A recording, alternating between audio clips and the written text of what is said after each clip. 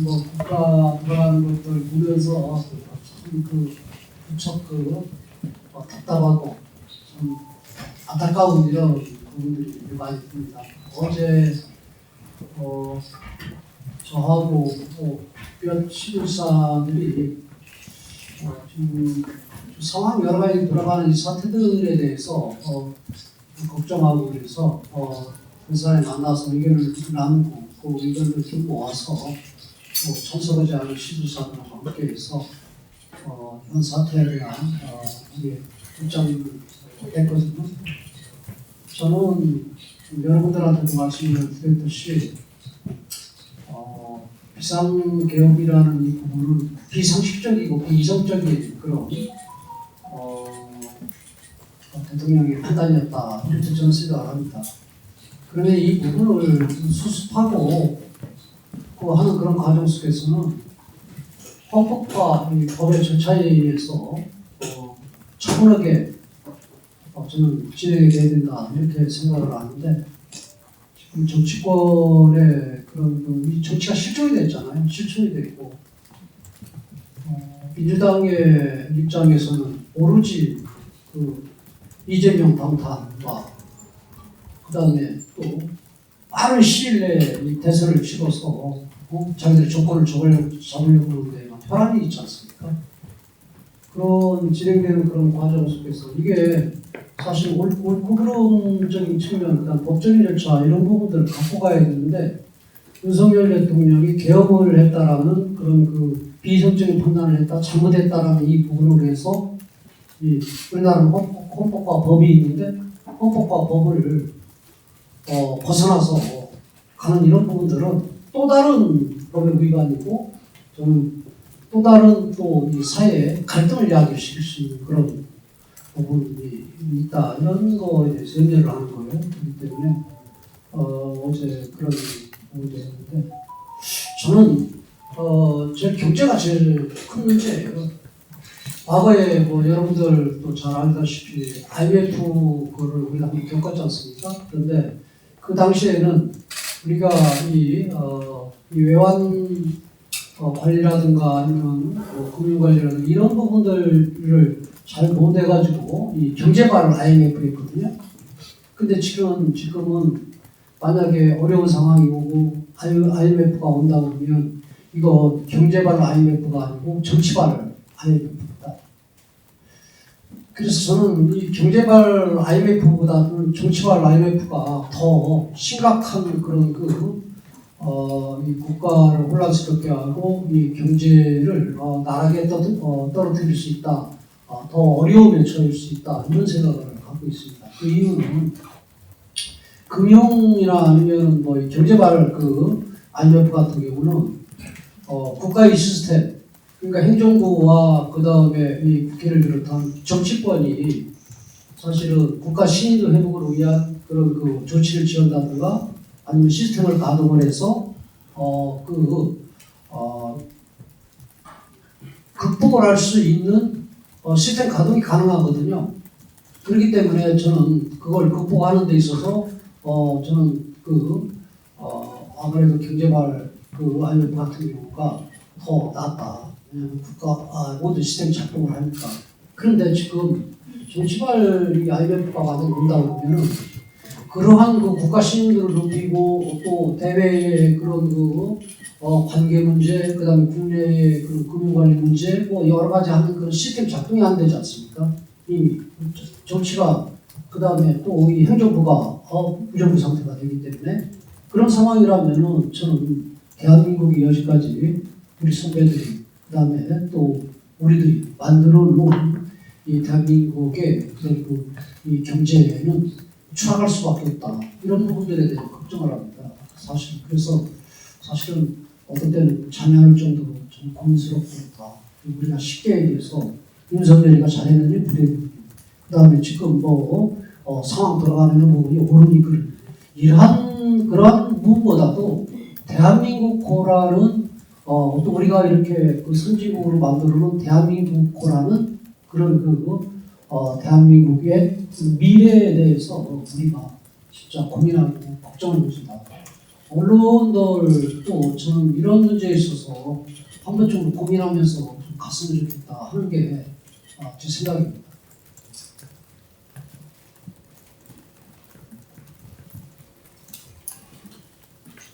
또 궁금하신 사항 있으시면 말씀 주시면. 한 가지 더 제가 말씀드리면 최근에 감사원에서 이제 그 산하기관장 임용 취소하라고 이렇게 이제 조치가 되는 건데 지사님 생각은 어떠십니까?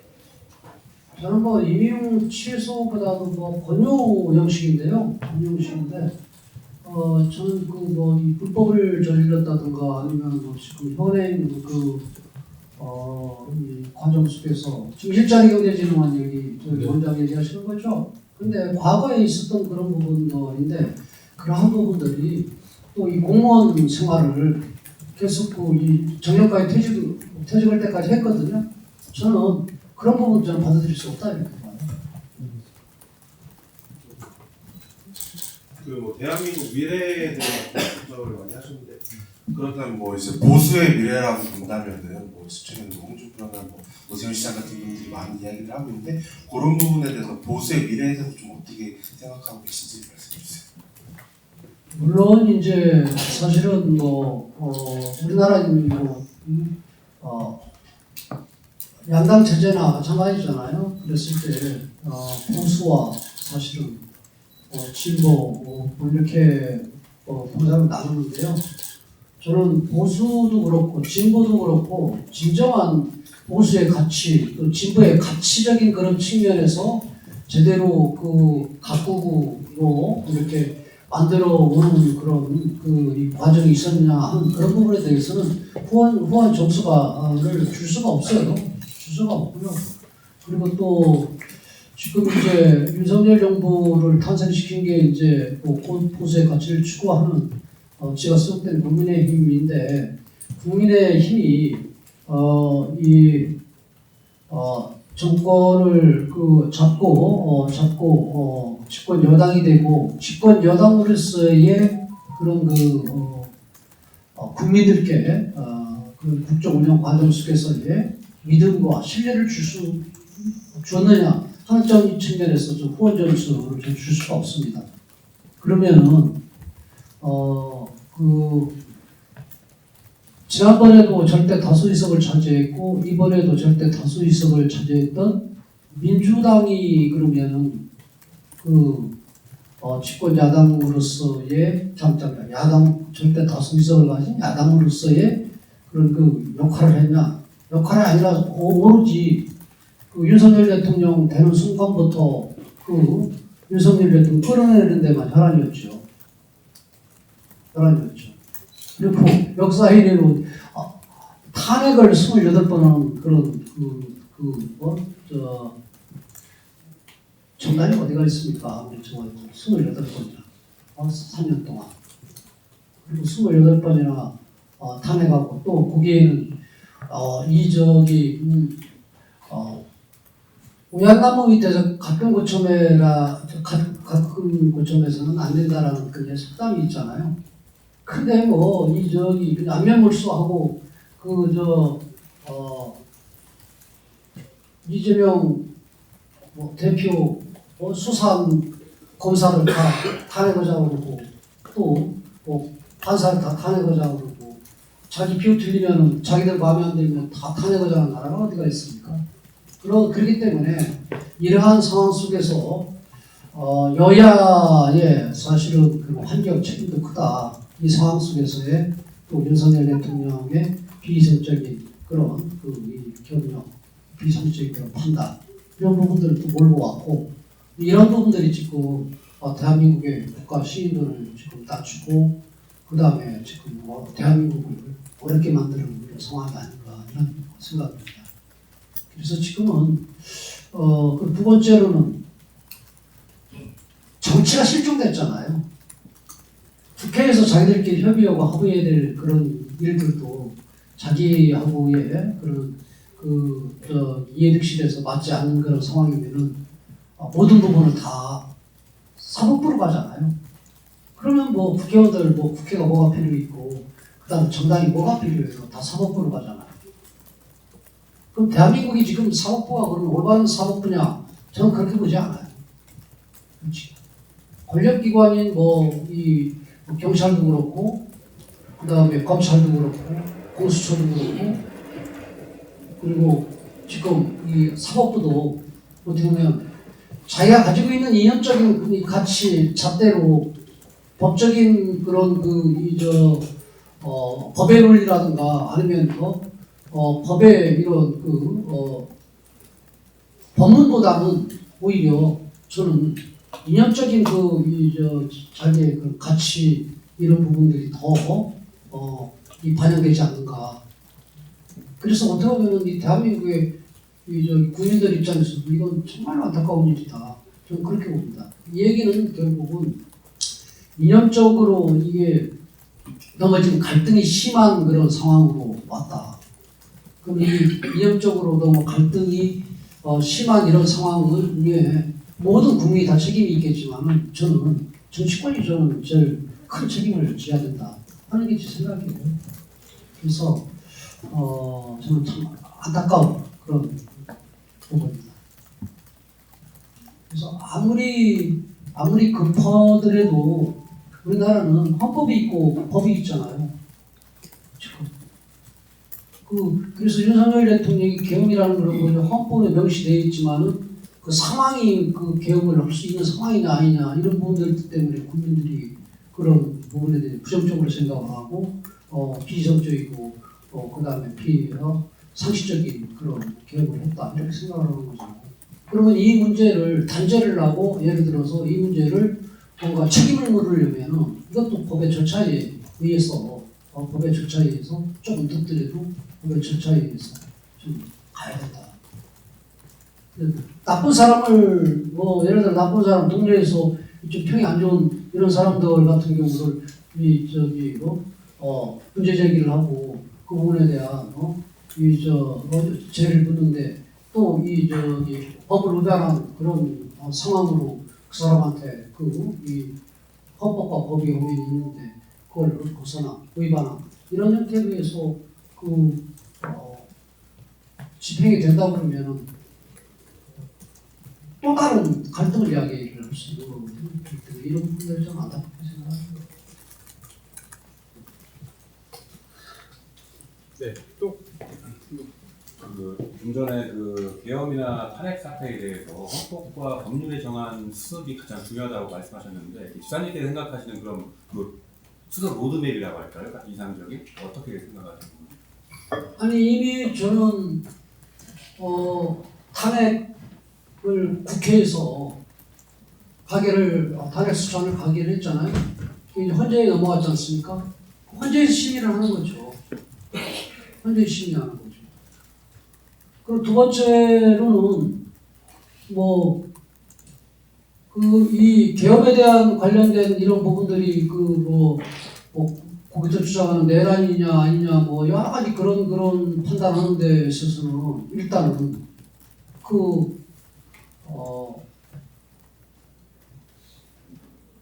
사법부에서도 이 수사를 하더라도 일단은 모든 사람들을 다 수사를 하고 난 다음에 대통령을 제일 마지막으로 수사를 하는 거지. 이렇게 빠르게 그렇게 급하게 이렇게 수사를 하려고 하는 부분도 저는 어떻게 보면 올바른 방법이 아니라 이렇게 보죠. 그 두 번째로는 이 과정 속에서 이 탄핵을 할 때에는 국회에서 내란 수계, 내란 공범이라고 얘기하면서 총리는 내란 공범이라고 얘기하면서 지금 탄핵을 했어요. 그리고 또 국회에서 내란 수계, 내란 공범이라고 하면서 내란을 제일 앞장세워서 그게 중앙이에요. 앞장세워서 탄핵을 했어요.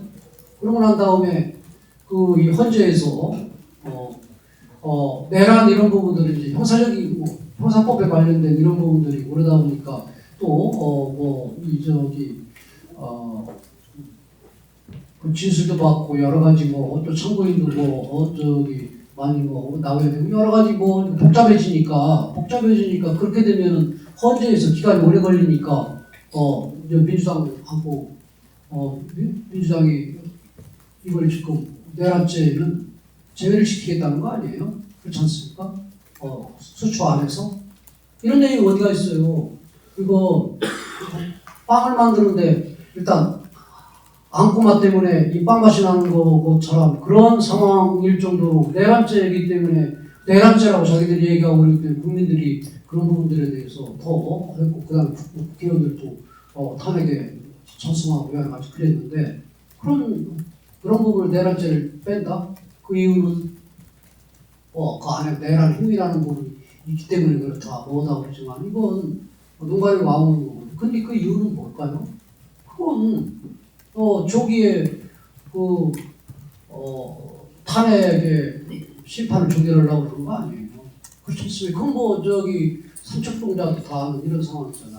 왜냐면은 그래서 제 얘기는 절차하는 과정 속에서 왜 의심될 만하고 그 다음에 말이 안 되는 그런 부분들이 흔하는 거죠.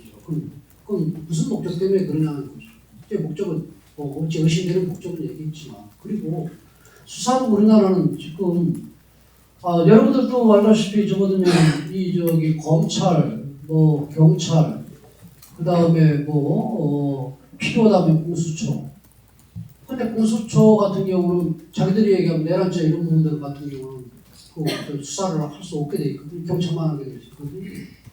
그래서 제가 볼 때는 이런 상황이라면 어떤 검찰, 경찰, 공수처 합동수사본부나 이런 부분들을 만들어서 가지고 있는 그런 장점은 그 부분 가지고 있는 이 권한은 그 권한대로 그래서 이 수사를 해서 종합적으로 판단하고 기소를 할 거면 기소를 하고 할 수 있는 이런 상황이 돼야 되는 거지. 지금은 이제 경찰하고 공수처하고 지금은 이제 공수사본부 만들었는데 이렇게 처음에는 피의자를 여기서 부르고 저기서 부르고 왔다 갔다 하고 이런 혼란스러운 이런 부분들 같은 경우는 어떻게 되느냐. 사심이 있기 때문에 사심. 쉽게 얘기해서 동네에서 조금 나쁜 일을 저질렀는데 그 나쁜 일을 저지른 이 부분만 가지고 이 동네 분들이 판단하고 해야 되는데 그 안에서 평상시에 그 사람한테 어떻게 보면은 피해를 받다든가 그 사람과 사이가 안 좋은 사람이 나서가지고 설치되는 그래서 어떻게 보면은 법을 벗어나서 그 사람에 대해서 처벌하고 주는 이런 형국의 그런 상황을 봐서는 저는 안 된다. 또 다른 갈등을 이야기하고 또 다른 그런 부분들을 좀 이야기한다 이렇게 보는 거예요. 예, 또 다른 질문 있으십니까? 충남도지사기도 하지만 앞으로 이제 우리나라의 정치 미래 지도자로서 지금 같은 사태에 대한 어떤 대안 같은 게 있으십니까? 저는 가장 큰 문제는 권력 구조를 저는 바꿔야 된다고 생각해요. 지금은 현행 우리나라 대통령은 대부분이 이제 미국이 대통령제를 하니까 미국의 대통령제로 얘기하는데 미국의 대통령제와 우리나라는 확실히 틀립니다. 미국 같은 경우는 연방국가잖아요. 각 주마다 법이 있고 그다음에 소위 이 방위군까지 있는 군까지 있는 안보까지 있는 그렇기 때문에 그 모든 자치권을 다 부여를 받고 있고 그렇기 때문에 미국과도 다르고요. 우리나라가 지금 비슷한 데는 어디 아프리카나 아니면 중남미나 어디 이런 데하고 더 오히려 유사하고 못 사는 나라들만 지금 그다음에 또 보면은 전국이 국가가 혼란스러운 그런 좀 안정되지 않은 그런 나라들이 추구하는 그런 대통령제가 지금 상존해 있는 게 우리 대한민국이다. 여기는 그리고 오라나식이잖아요. 그러니까 승자독식 오라나식. 그래가지고 대통령이 0.1%라도 많이 한 표라도 득표율이 많으면은 그 모든 권한을 100% 다 갖고 있잖아요. 그러다 보니까 누가 대통령 되는 순간에 사실은 대통령 안된 정당에서는 그냥 발목 잡고 늘어지는 그런 상황이고, 그다음에 또 대통령을 또 배출한 또 대통령은 집권한 대통령은 자기한테 권한이 100이 다 가지고 있다고 그래서 사실은 무습을 이루고 권한을 다 쓰는 이런 부분들이 있어서 어떻게 보면 여야의 그런 갈등이 더 첨예화되는 그런 저는 그 상황이다. 그리고 또 모든 부분 다 권한이 가지고 있기 때문에 권한이 분배가 되고 나눠져 있으면은 어느 한쪽이 작동이 안 되더라도 나머지 부분들이 작동을 다 이렇게 할 수 있는 그런 상황이 되는데, 이건 모든 권한을 한 사람한테 집중되어 있으니까 그 한 사람이 문제가 있고 잘못되면은 완전히 이 작동이 다 안 되는 이런 것들 원래구조 시스템이거든요. 그래서 저는 이원집정부제나 아니면 내각제로 저는 내각제로 가야 된다 이렇게 저는 봅니다. 내각제로 가야 된다. 그렇게 해서 권력이 그래서 왜 내각제 책임을 이 위에 있으시는 그런 형태로 가고, 그래도 뭐 잘못된 위에 해산을 통해서 가고. 우리나라는 그런데 그럼 총선만 하면 되잖아요. 그런데 우리나라 대통령 선거 때 한번 찢어지고 또 총선 때 한번 찢어지고, 그래서 이 갈등이 있고 국민 간 갈등이 이렇게 야기되고 그게 되는 또 비용도 저는 사실은 만만치 않다 이렇게 봅니다. 그래서 내각제로 가야 된다는 거죠. 내각제 신고부자입니다. 원래 내각제로 가야 된다. 그래서 이러한 시국에 사실은 누구를 지금 단죄를 하는 것도 중요하지만은, 그리고 또 책임을 묻는 것도 중요하지만은, 왜 이런 시스템이 왜 이런 문제가 나왔는가, 그 다음에 상황을 어떻게 했는가, 그럼 이런 부분들을 어떻게 뭔가 치유를 하고 갈 수 있는가 하려면 저는 권력구조라든가 아니면 다양한 이런 부분들도 좀 변화를 하고 바꾸고 해서 근본적으로 이런 문제가 발생되지 않도록 가야 되는 거 아니냐, 이런 논의도 저는 필요하다고 보거든요. 그런데 사실 그런 논의보다는 아침에 TV 키우면 그냥 아주 디테일한 이런 부분들 옳으냐 그러냐 하는 그런 부분에서 가게 되면 본질이 흐려질 수 있고 또 좀 그렇다 이렇게 봐요. 산 전체를 볼 수가 없잖아요.